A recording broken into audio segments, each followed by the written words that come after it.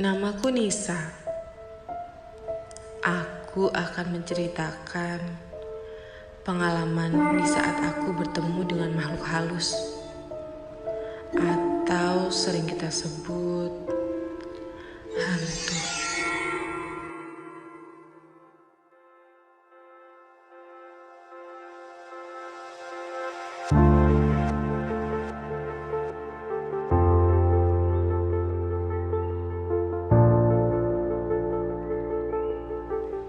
Di mana kejadian itu kurang lebih beberapa tahun lalu, yaitu di tempat kerjaku.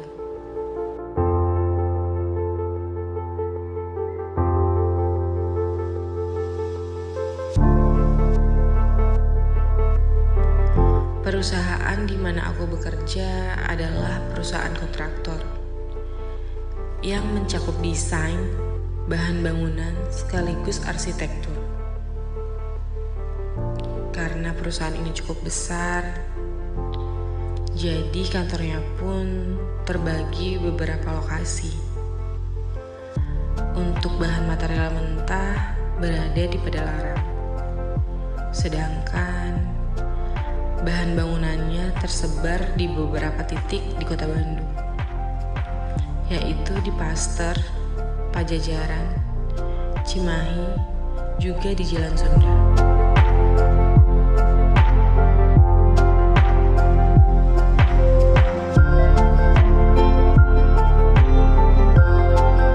Sedangkan tempatku bekerja beralamat di Sarijadi adalah kantornya. Dengan kantor berbentuk ruko dan memiliki 2 lantai.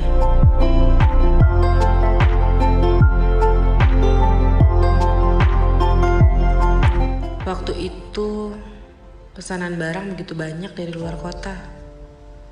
Ditambah kantor kami lagi memegang beberapa proyek pembangunan. Di hari itu, karena ada beberapa proyek yang harus segera selesai sesuai dengan target yang telah ditentukan, mau tak mau atasanku menyuruhku lembur. Jam lemburnya pun tidak ditentukan, mau sampai jam berapapun. Yang penting semua laporan telah siap dan beres besok pagi.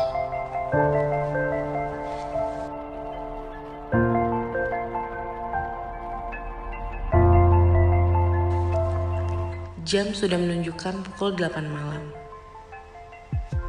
Di kantorku sudah sepi. Untungnya malam itu aku tidak sendiri. Selain di depan ada Pak Satpam yang berjaga di posnya, di ruanganku pun ada satu temanku, yaitu Andi. Dia bagian pemasaran dan sedang mengerjakan salah satu proposal ketika itu.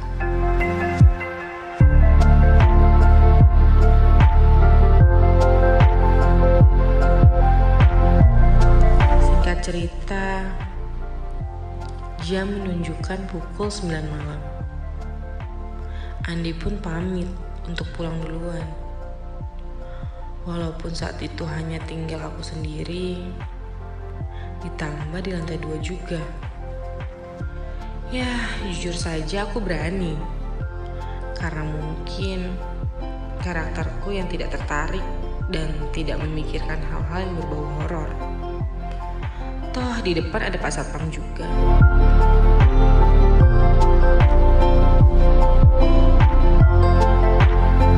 Saking fokusnya, waktu itu tak terasa sudah menunjukkan pukul 11 malam. Aku pun beranjak ke kamar mandi untuk mencuci muka dan sedikit membasahi rambut, berharap sedikit menghilangkan rasa penat dan kantukku. Di dalam kamar mandi, selain bising suara air, aku pun bersenandung dan bernyanyi kecil. Ya, untuk menghilangkan suasana sepi di ruangan.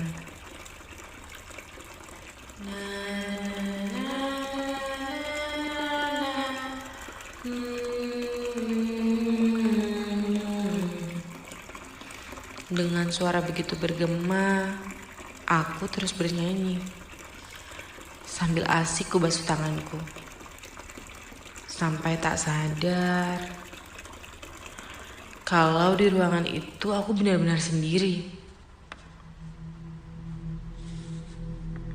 Tiba-tiba terdengar suara pintu kamar mandi seperti terbuka. Kamar mandi yang persis di sebelah kamar mandiku. Aku pun bergegas mengeringkan tanganku dan segera keluar untuk melihat pintu kamar mandi yang tadi seperti bergerak. Ternyata benar saja, pintunya tertutup rapat. Namun tidak ada suara aktivitas di dalamnya.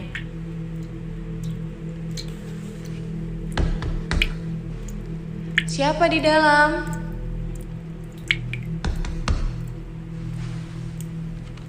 Sambil ku ketuk beberapa kali, berharap kalau ada seseorang di dalam. Biar malam itu aku tidak benar-benar sendiri.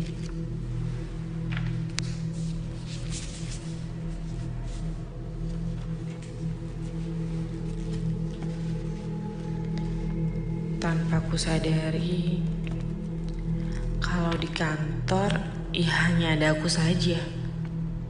Ditambah Pak Satpam tidak pernah menggunakan kamar mandi ini. Setelah beberapa kali ku ketuk, ternyata pintu itu tidak terkunci. Hingga terbuka sedikit karena ada celah untuk melihat ke dalam. Saat itu aku pun langsung mengintip. Setelah aku lihat ke dalam, gak ada siapa-siapa. Ya ampun, apa tadi aku salah dengar ya? Bodoh ah. Sambil beranjak kembali ke ruang kerjaku. Malam itu jam sudah menunjukkan hampir tengah malam. Aku kembali melanjutkan pekerjaanku dan fokus melihat layar monitor. Hingga tiba-tiba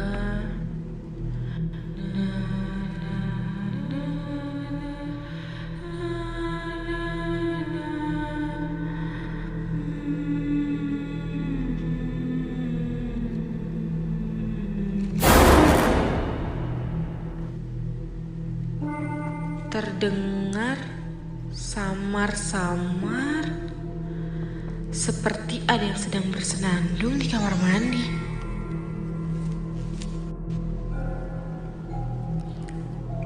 Walaupun pandanganku melihat monitor dan tanganku sibuk mengetik, tapi telingaku aku fokuskan mendengarkan suara senandung itu.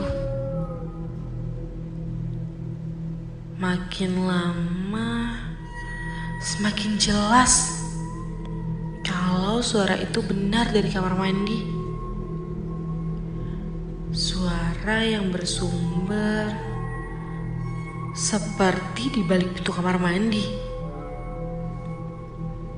yang posisi kamar mandinya persis berada di belakangku. Ini bulu kuduku merinding gini sih. Bulu kuduku merinding karena suara senandung nyanyian itu sama dengan nyanyian yang aku nyanyikan tadi. Pikiranku mulai tak tenang. Bahkan sesekali sambil duduk aku berbalik melihat ke pintu kamar mandi itu. Tapi suara itu tak kunjung hilang. Namun terkadang terdengar samar, terkadang jelas. Bahkan sesekali seperti jauh. sampai seperti persis berada di belakangku. Spontan aku pun kembali berbalik. Aku mulai ketakutan saat itu. Setelah aku berbalik melihat ke belakang, tidak ada siapa-siapa. Sambil aku melihat sekitar pintu kamar mandi dari kursiku. Aku berdoa sebisaku. Perasaanku mulai tenang karena suara itu telah hilang. Alhamdulillah. Setelah agak lega, aku pun berbalik melanjutkan pekerjaan agar cepat beres dan cepat pulang. Sampai ketika aku kembali berbalik, ya Tuhan, ada kepala di balik layar monitorku. Terlihat sebelah karena sosok itu seperti mengintipku.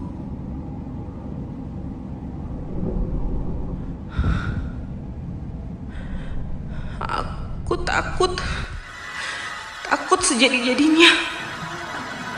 Aku hanya terdiam dan saling menatap. Nafasku begitu sesak. Perlahan kepala itu keluar seperti meninggi, hingga terlihat jelas. Kini sosok itu berdiri tepat di depanku, di balik monitor layar komputerku. Wajahnya keriput, matanya yang merah terbelalak tanpa arah. Dengan suara serak menyeramkan, sosok itu pun berbisik. Tadi mengintip ya.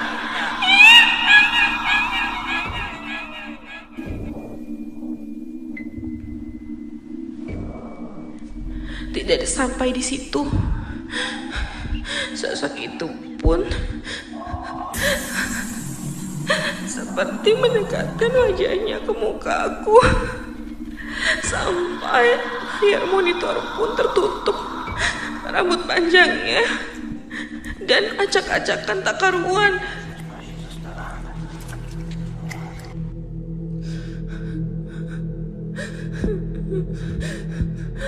Aku hanya bisa menangis saat itu. Badanku hanya terduduk kaku. Nafas begitu sesak, hingga saking ketakutannya pandanganku mulai gelap, dan aku pun tak sadarkan diri.